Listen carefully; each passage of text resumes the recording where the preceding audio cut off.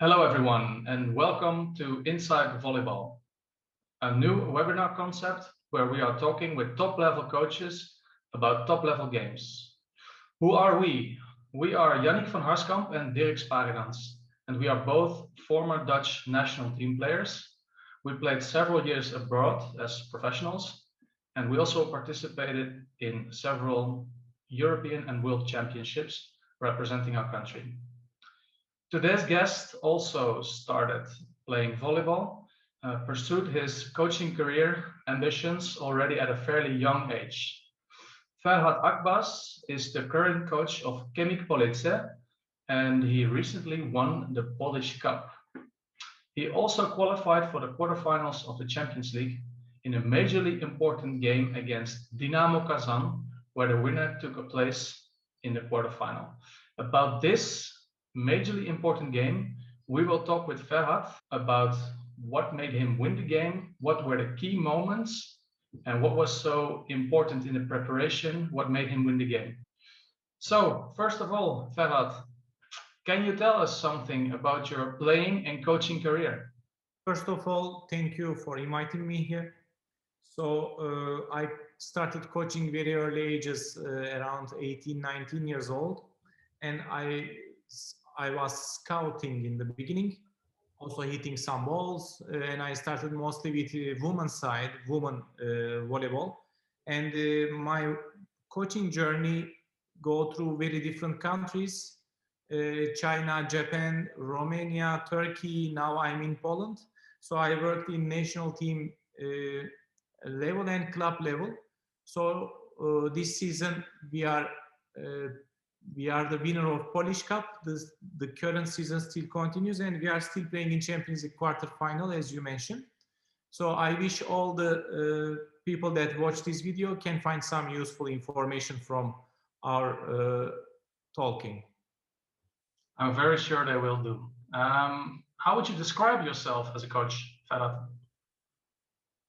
Honestly telling you, if I want to talk about myself, it's very difficult. The other people, the other players must answer this question, first of all. But if I need to mention about myself, I'm trying to find a mixed coaching style from the Far East and Europe. Of course, I'm based in Europe and I grew up with this culture, but I could have opportunity to see many different volleyball cultures.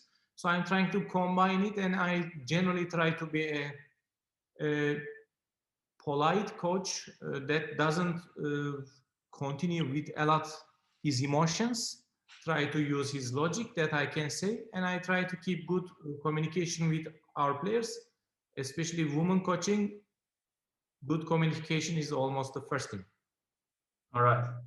Okay, so like I said in the introduction, you started at a fairly young age to pursue success as a coach. So being an unexperienced coach, who inspired you? When I start coaching, actually, I didn't think that I would be a great coach. It was like just a work that I combine my education with continue in volleyball. But after then, I could have an opportunity to work with the Langping, the Chinese coach in Turkey. Then after everything started to get more serious, I started to go other countries to work, and now I am here. I didn't expect to be a high-level coach, honestly. I didn't start in that way. All right. Okay, thanks. We'll go to the game against Dinamo-Ak Bars KAZAN, which I mentioned before. It was a majorly important game to qualify, all or nothing game. So yeah, we will make the switch to the videos. Also, from my side, a very warm welcome. First of all, we will start for the people who didn't watch the game with a small video from the game.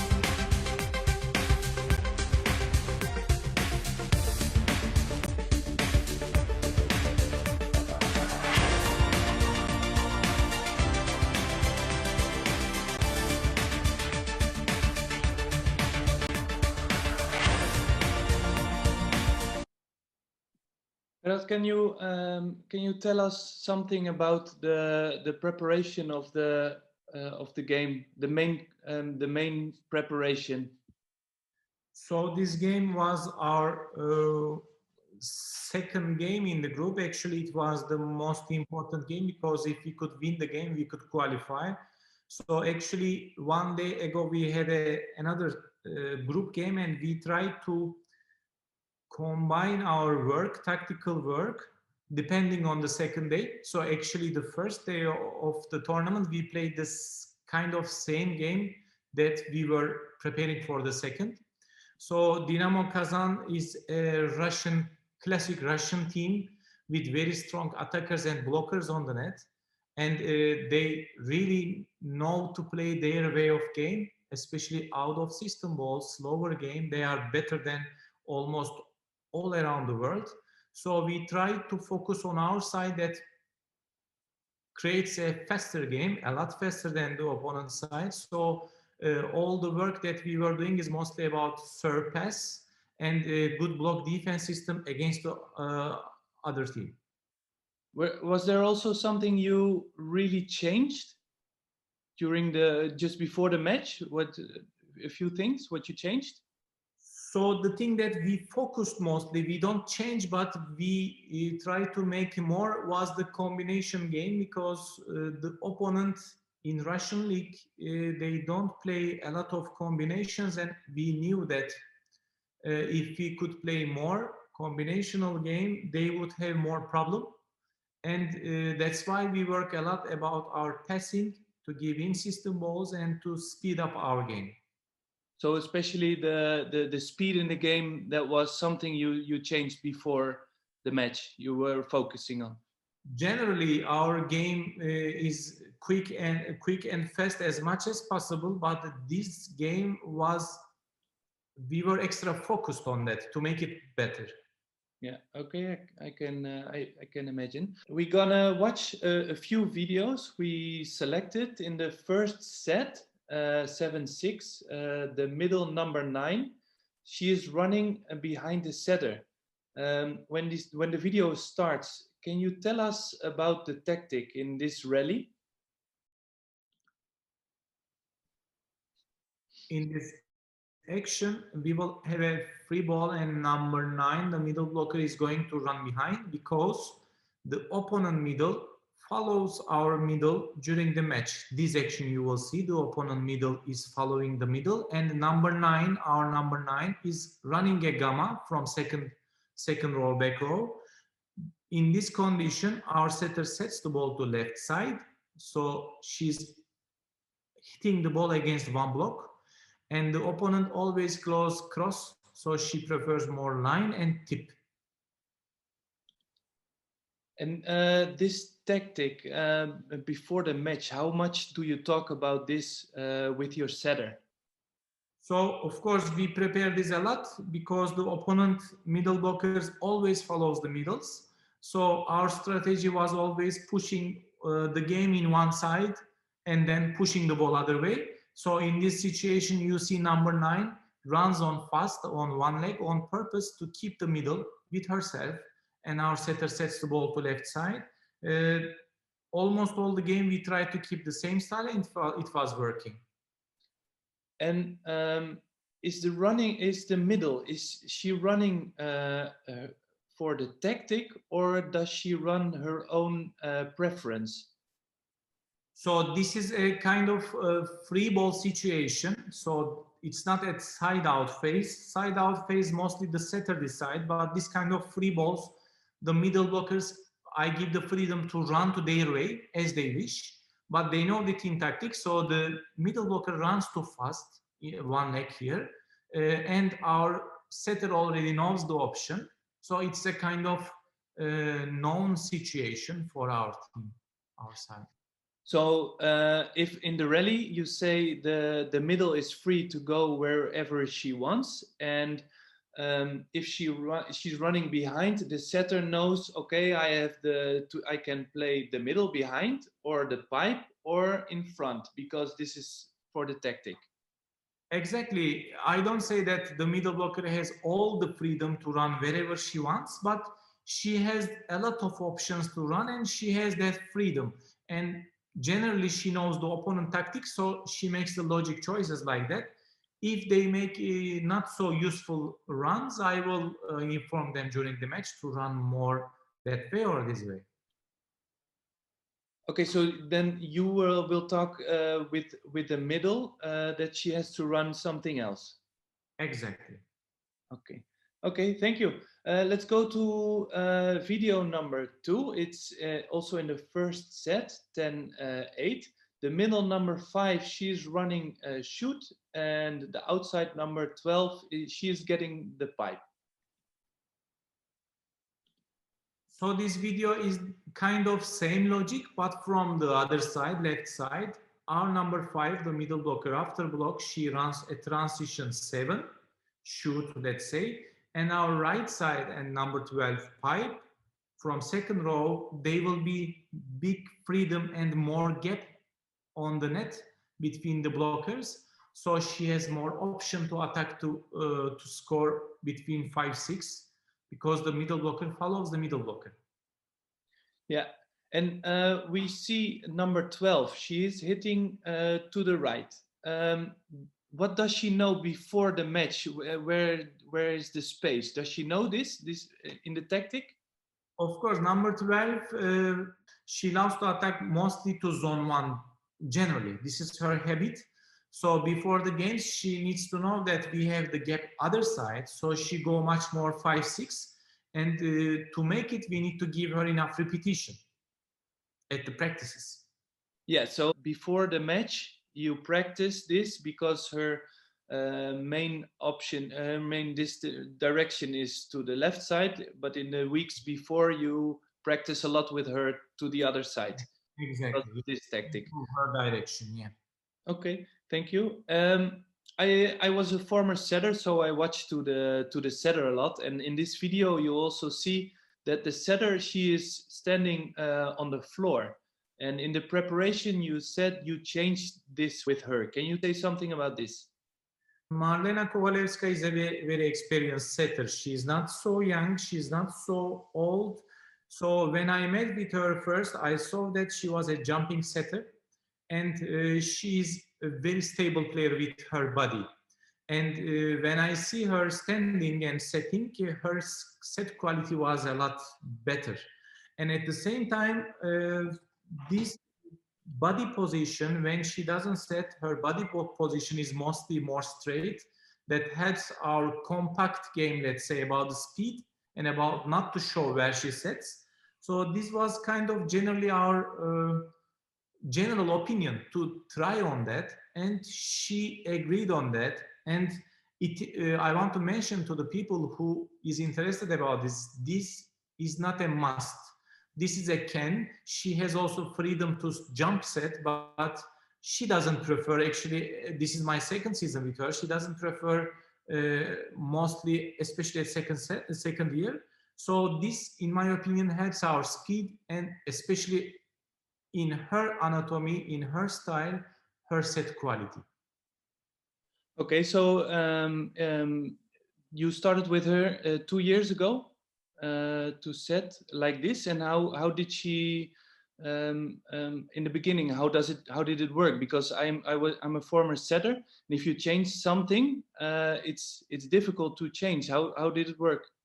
So in European culture and also in American culture of teaching volleyball, there are many rules that almost all the coaches obey. So in my coaching philosophy, I can say that the style of teaching or helping to players are mostly about the players' personal situation. So when I try to explain her about this case, she didn't close her eyes about changing the style. She was actually open to improve herself. And my suggestion actually was a kind of test too, because I didn't know the result about how she will react in the game about that. And we saw actually this together. So she saw as a player, I saw as a coach, and we didn't say that, okay, we must do it like that. We just tried on it, and it it worked really good because now she's a very different style and a very good setter for 2 seasons. And already it worked from the beginning already, or it was searching a little bit for it? Actually, she was at summer national team season, Yeah. and she joined to the club team little bit even later. So when we start like this, in the beginning it was a kind of shock, but we could have some friendly games that moment, I remember well. So she could manage very early time. In the first month, it was little bit struggling. At some moments, she started to have some confusion, but at that moment, I positively insist on that, and she could make it around 1.5 months in a good way, in my opinion. You decided to change this, and she's 27 years old. It's for a setter, it's not really a really young setter. Was it easy to change in the beginning? So in the beginning, she was a national team, so she joined to our team a little bit even later. So I just try to explain my point of view to her, and we said together that let's try on it. You don't need to do it like that. I didn't push her to do it, but I wanted to see if she can make it. And after some moment, we saw that it is actually very useful for her. I suggest to players to not to stick on their style until the end of their volleyball life. Anytime can be some change, any time there can be some improvements. And I suggest to coaches at the same level that you don't need to insist to a player about something. If the player agrees, you can work on it. Of course, some moments you need to agree this in a better way. You need to insist some moments, but not in a negative way. That's what I want to say. Okay, nice. So this was really a decision from the both of you. Exactly. It was a difficult decision, a strange decision, let's say. People who see Marlena Kovalevska even today, some surprising looks to her, but the game that she played is improved a lot, and it is very helpful for our team and for her quality of game. Were there, you say it was a difficult decision, were there a lot of reaction from national team, like from other players or other coaches? No. From the people that know her from the past, like spectators, they can say that there is a change about this player. And I had a lot of questions about that. I'm still having. But it is, especially for her, it worked. I don't say that all the setters should jump or shouldn't jump. We need to find a proper way for all the players individually. Okay, thank you. It's a really nice example for like for a setter.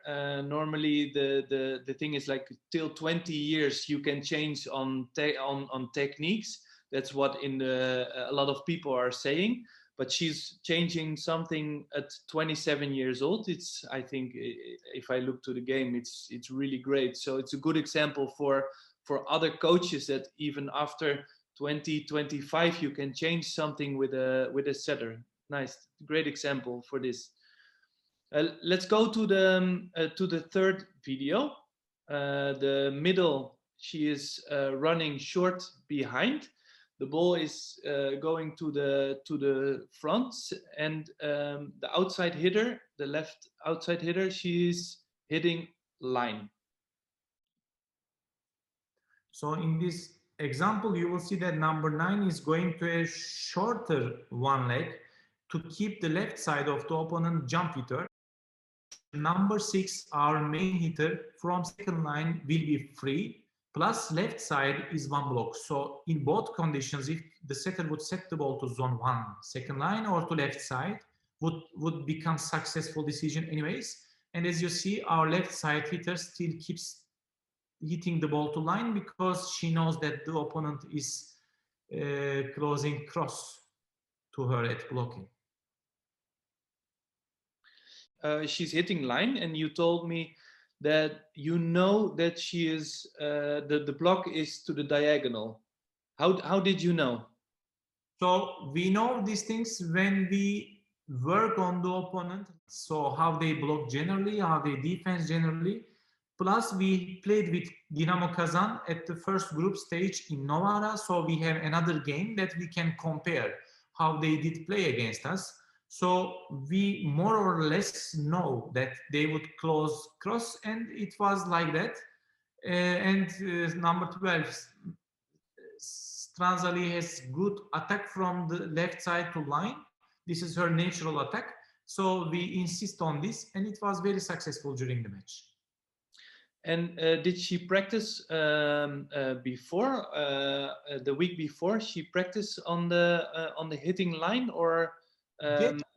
This is her general style. Her tendency from left side to line is the strongest attack version. So she didn't work on it specifically, but she generally is good about that. So if she wouldn't, we would give extra practices to her about that. And for the middle, she's running short behind.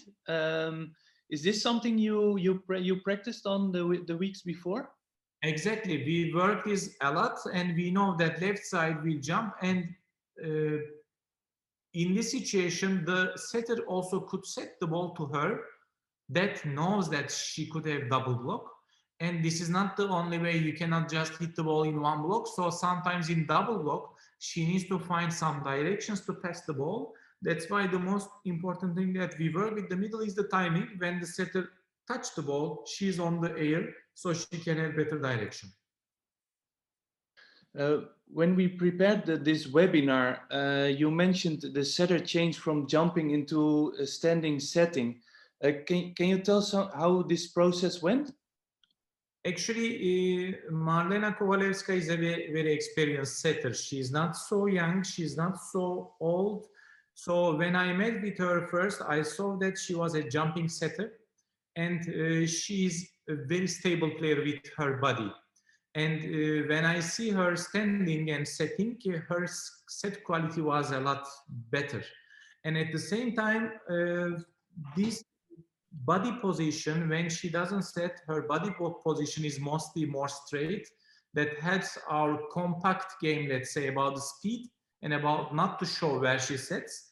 So this was kind of generally our general opinion to try on that, and she agreed on that. And I want to mention to the people who is interested about this is not a must.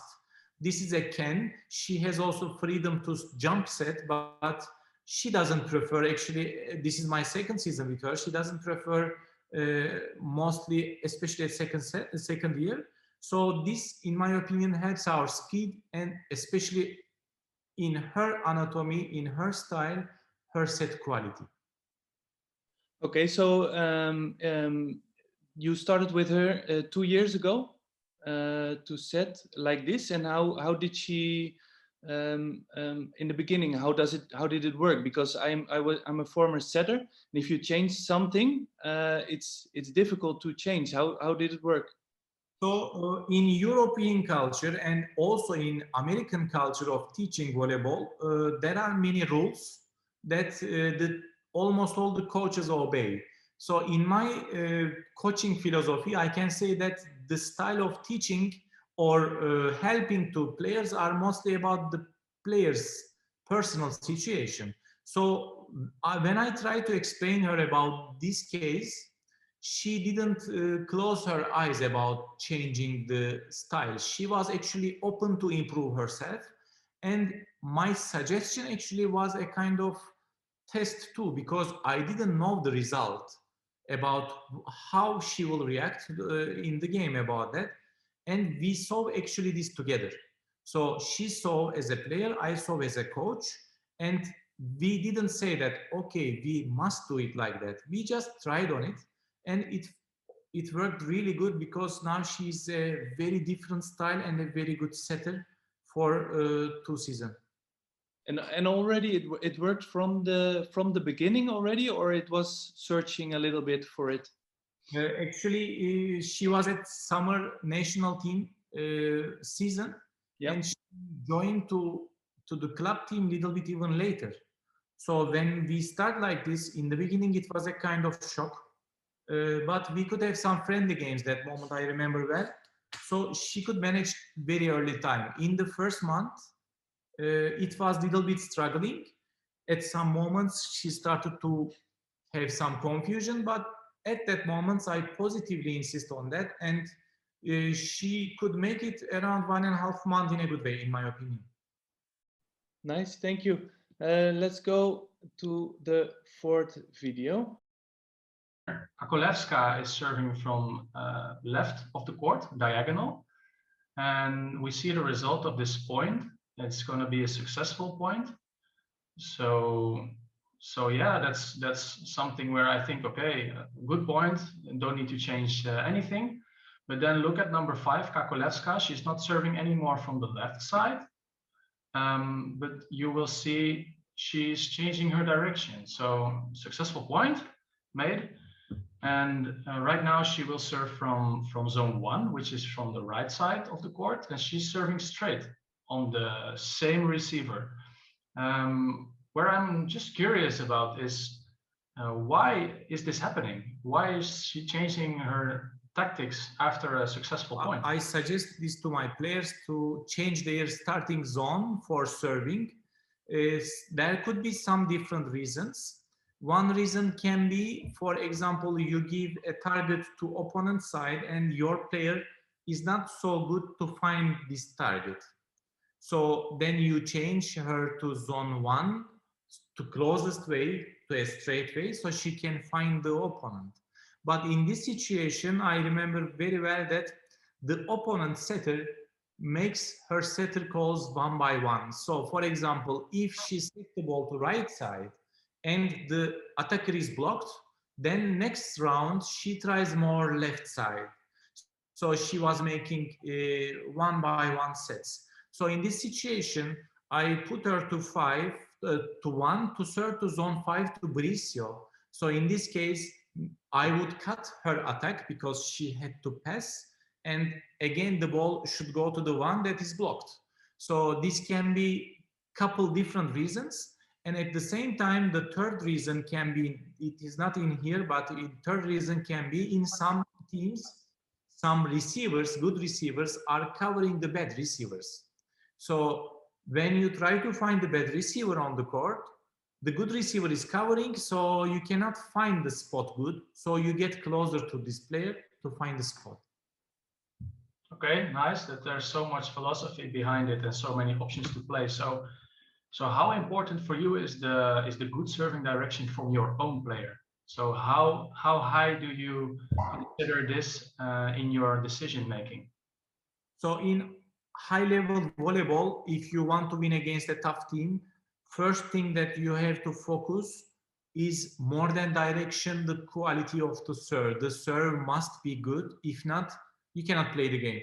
So in my opinion, in again high level volleyball, on the court, maybe just one player is having bad pass. The other players are receiving in a very good way. So in this case, the thing that we have to do, just insisting to the same person until she has some breaking moments. So we insisted a lot. It is one of the most important part of the game, especially if you play against high attacking, good attacking Russians. Yeah, so I find it quite interesting because a lot of coaches, they choose to serve on the weaker receiver, but you already make an option to serve on somebody so that the set is going to be predictable. So it's potentially quite a hard way of letting the girls know what option you are going to play. So they have a lot of things in their head. So how do you, as a coach, prepare them before on forehand? What kind of information you give them? So total there are 6 rotations in the game, and in these 6 rotations you need to check each part most of the time 1 by 1. So because each rotation there are different players in different positions, but the general game plan, if you give the idea to the players, actually it is not so complicated.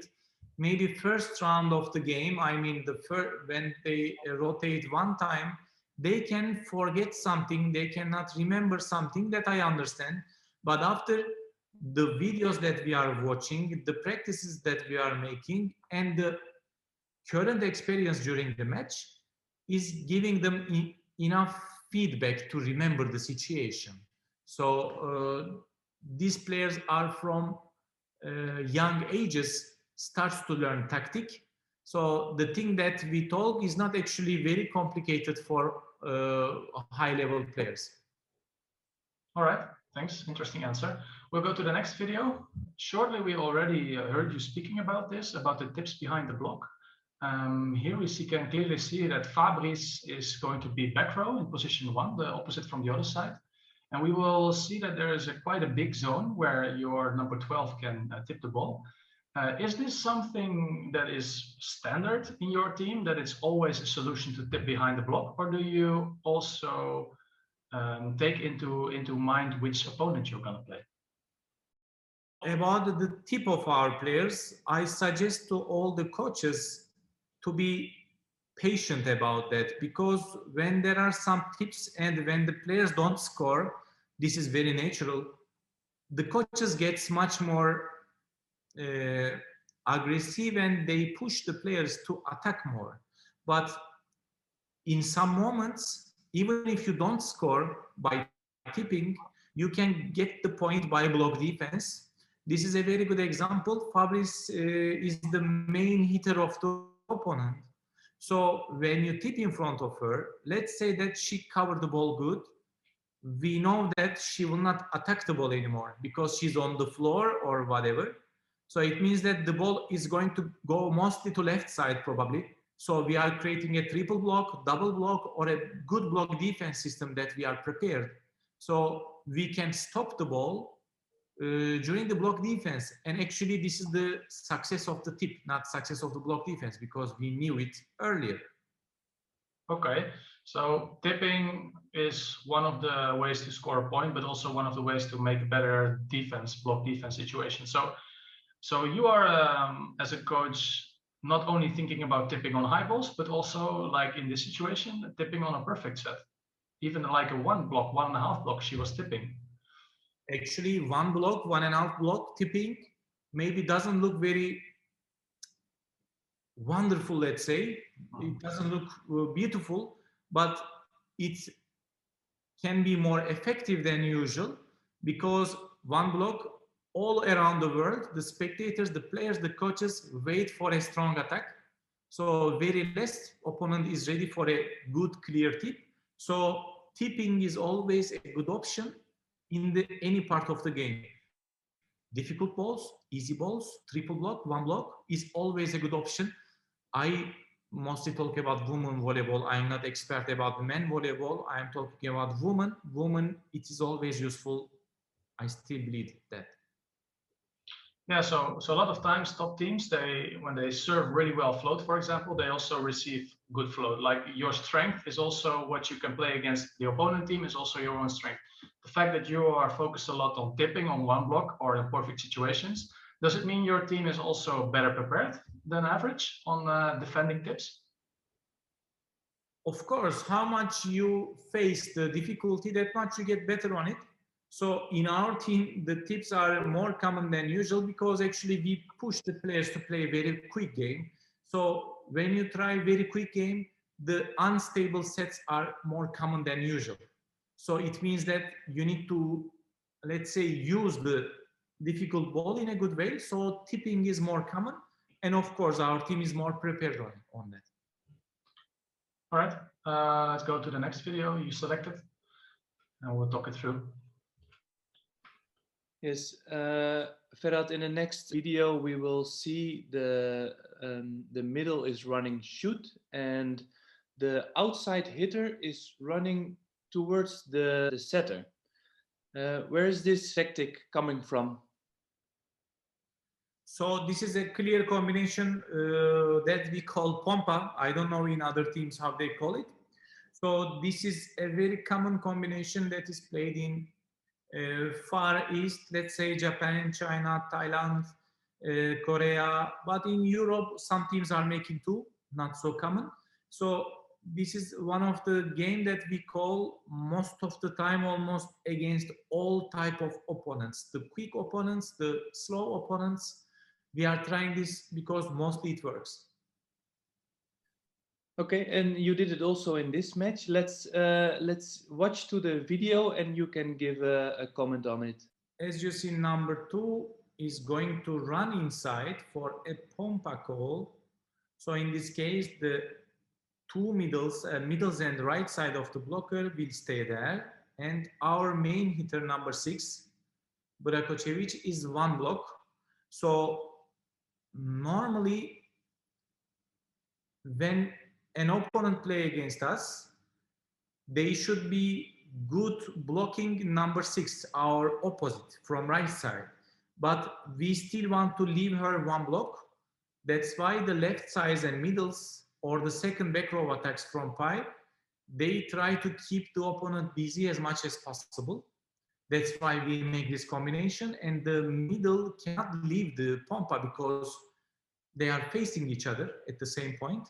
That's why in this ball, our main hitter, Jovana Brakocevic, the opposite number 6, is one block.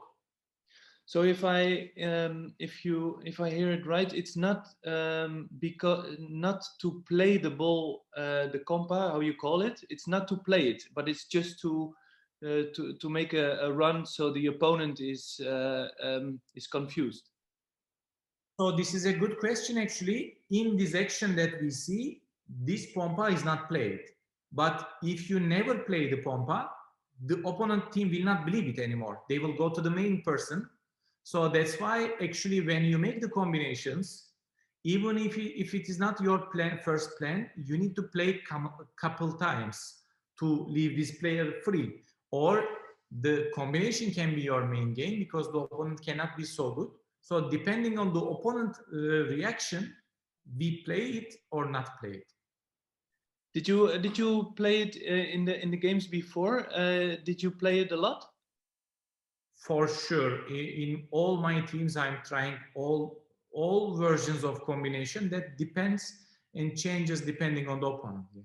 Let's go to the next video. So in here you see the hit map of Fabrice, the opposite. So she has a big range. She can hit the ball sharp cross or to line.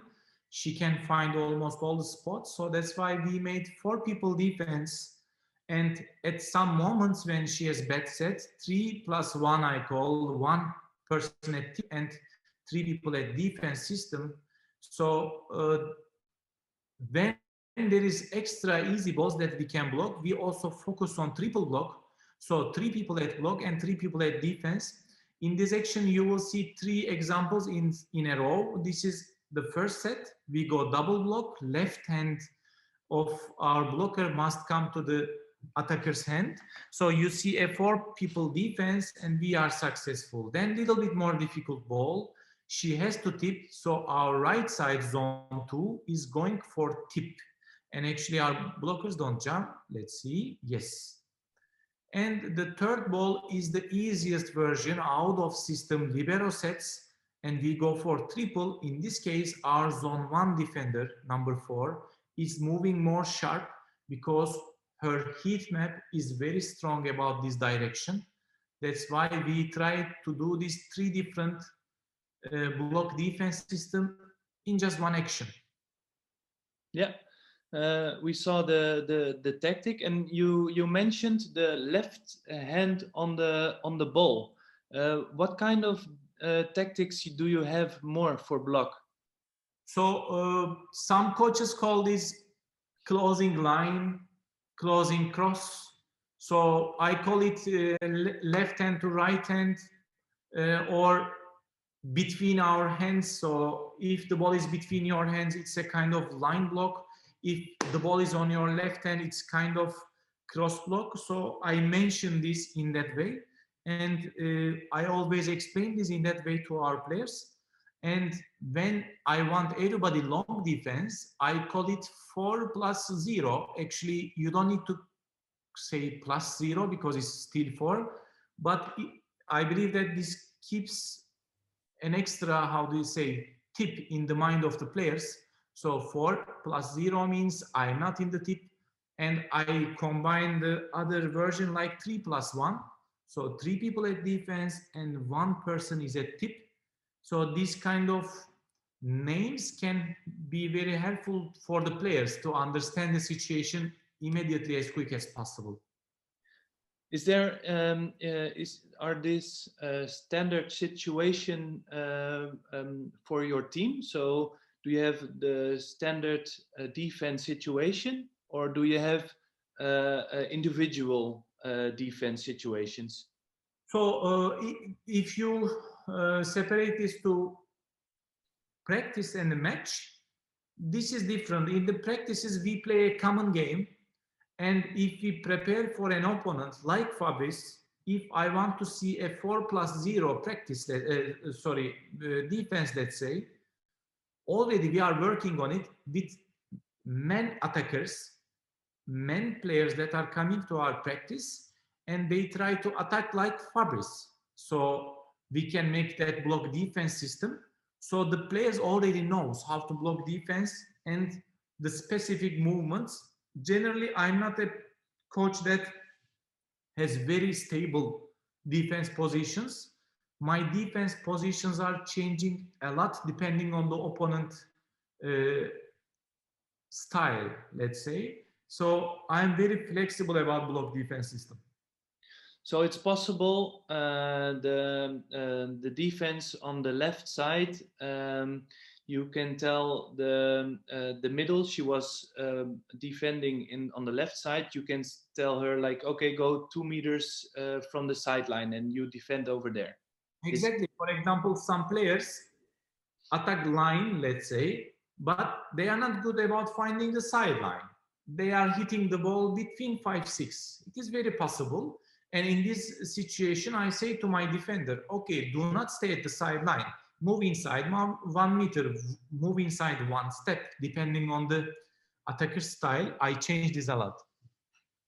Okay, and just for my idea, in the video preparation, do you talk to the team tactic, that there is an attacker from the other side?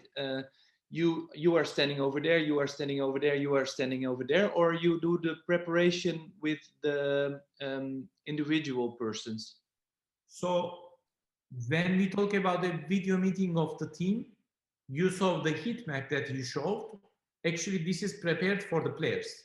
So we show this to the players and we show couple attacks of the opponent so they can get used to the style of the opponent, because every attacker has a different style. Then we discuss about the defense system. And even some games, I can ask to my players how to block defense, how they feel better against this opponent. Because I mentioned this earlier, we are coaches just watching, but the players are playing. So I try to give them at some moment some even comfort zones that they can even decide. Of course, I need to agree. You make the main tactic, but your own players can also make a decision. Oh, okay, I'm gonna stand a little bit there because I see in the video she's hitting there a lot. Exactly. So let's say that if I make the 80% of the tactic, I on purpose let the players make 20% of it. How do you call it in English? Initiative, something like freedom. So I try to give this because they also have a lot of experiences that can show on the court even better than my thinking. Okay, great. Thank you. We're gonna watch the next video. So right now we are in the third set. It's 15-11. You're leading, so yeah, you're about to win the game. And right here we see your middle player Vasilevska. She's already moving to the right. You can see that she's clearly making an option. Reception is quite okay, and there she's blocking the ball. So my question is, did something like this is discussed before the game? Or did it develop during the game that you saw, okay, in this situation, the setter from Kazan is clearly going to play this girl, so we're going to make a clear option? So this is a very good question from you. Normally, as I mentioned, we work all the rotations and all the possibilities. But this is the third set of the game, and the opponent coach changed two main hitters, and he changed their positions. And actually, this situation was not the situation that we could work on it, because before the videos we don't have it. So we made this step earlier because during that moment, number 50 in the left side that she will attack was in a very good shape. She was killing almost all the balls. So we tried to stop her. That's why we risked that position more than usual. So some moments can be planned, but during the match, the coaches must take some urgent decisions that can help to the team, that we have to watch the game very carefully. Yeah, I mean, I know also as a player, these kind of situations can really make you win a game, because for Vasilevska, for the middle blocker, she's really feeling that she's reading the game well and that she's making successful block on this difficult situation. So you talked already about having a plan A, having a plan B, having a plan C. As it is about block defense system, it's quite a hard system to play because all the players are involved. So for example, now the main attackers got substituted, but for example, you made a game plan on every rotation before the game. What if it doesn't work? How do you change it? So the small detail about block defense, or generally all the game, can create a big difference. So the coaches, the players can think that one step that Iga Vasilevska, our middle, makes a move that way is not a big deal. In my opinion, they are wrong. It's a big deal. So you need to make this change. And your question is, what if it doesn't work? Then you need to make a small detail change on the other way. So it shouldn't be always black and white, but some moments you can find some gray zones that can help to both situation, and then you see. So when you lose a point or couple sets with a tactic, it doesn't mean that you are wrong, or it doesn't mean that when you win something you are always right. You need to be some moments balanced and try to be more open-minded as a coach and a player. Yes, so you already said in this webinar before that the players are playing. So in the end, you as a coach are really hoping to let them understand the game like how you see it. But how can you see that players are starting to understand it? How much do you talk about it during trainings, or do you watch specific actions back on game videos, or how can you as a coach see that the player really starts to understand the game? So the thing that I want to make sure as a coach is, when I want something from my players, I give them space to work on it. So we create some examples, samples during the practices. So I make sure that if they understand me, good, or if they can make it good.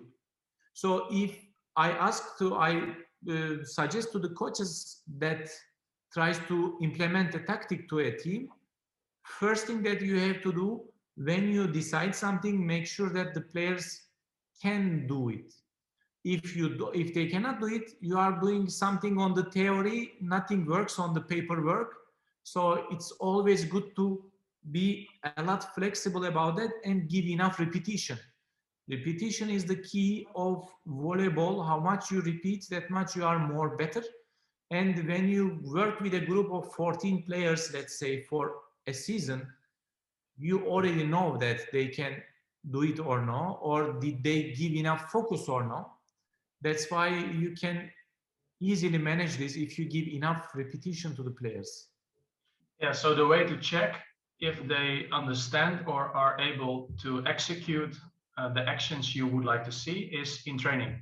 So if I understand you right, if you want to change something in a game, you are too late. So you have to already check in trainings if the team is able to execute what you want. Is that correct? Not just checking, also working on it. So check it, work it, and make sure that it is happening in the practices. So if a coach is asking in an official game something that the team didn't work, the coach is wrong, because the coach is not doing his job properly. This is my opinion. Of course, in some crazy situations, you must try some crazy moments, but this is something extraordinary that your players will also understand. But if you ask something that you didn't work on the practices in the official game, it's better to quit your job.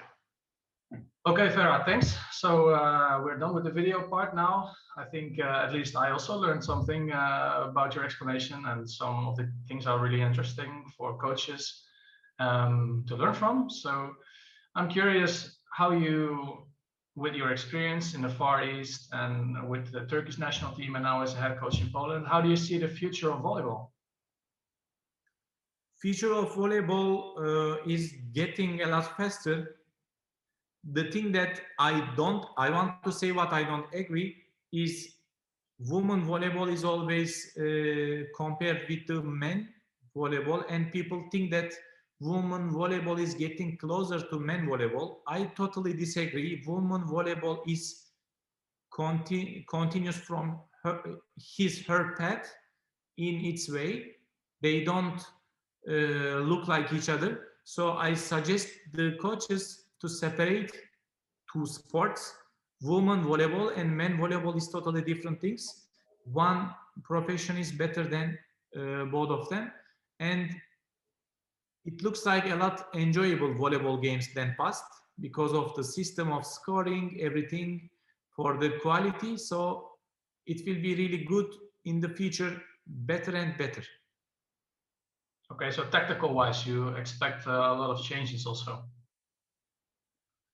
If we compare the volleyball 10 years ago, if you open a game from 10 years ago, it will be like quite not so good, in my opinion.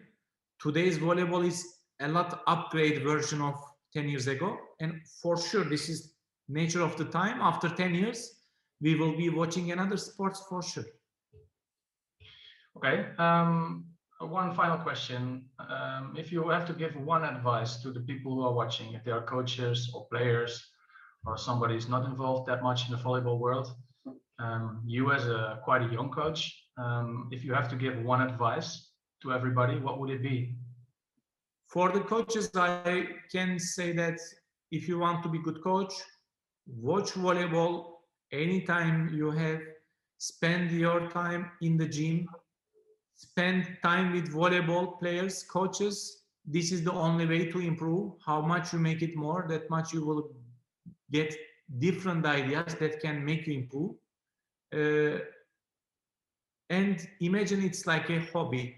Coaching is a very tough job, is very difficult job. If you don't like it, it's hard to make it. So I suggest them do it like a hobby, not like a profession. So, nice words to end with.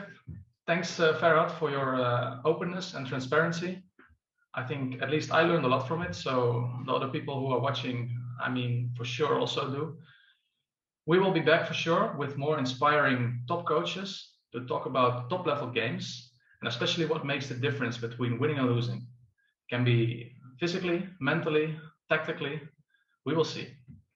So we see you for sure on the next episode of Inside Volleyball. Thanks for watching. Bye-bye.